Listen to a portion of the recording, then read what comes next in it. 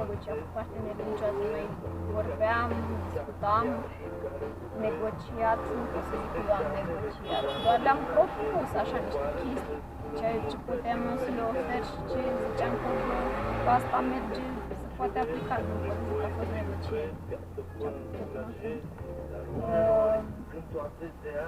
Am discutat doar cu sales și care sales-ul e... Ideile câștigă și binele învinge. În fiecare zi și mâine, alături de Banca Transilvania, la Gherila de dimineață, în rubrica Bucureștiul Întreprinzător. Pentru o viață sănătoasă, consumați zilnic fructe și legume.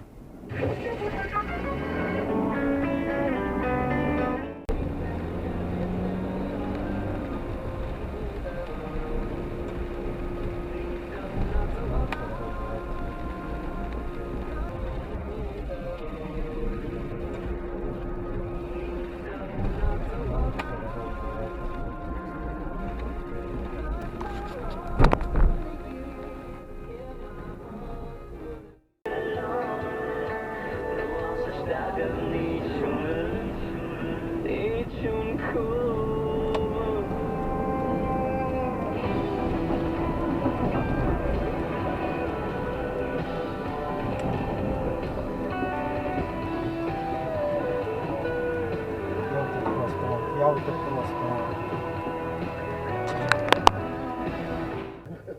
Bă, da, până la urmă, și tu fiind un virtuos, mă rog, între ghilimele al basului, dar un cunoscător al basului, adică amândoi rezonat cu secția ritmică, omorât Samantha Boșaru. Păi nu l-a omorât, nu ți-a plăcut cum a bătut?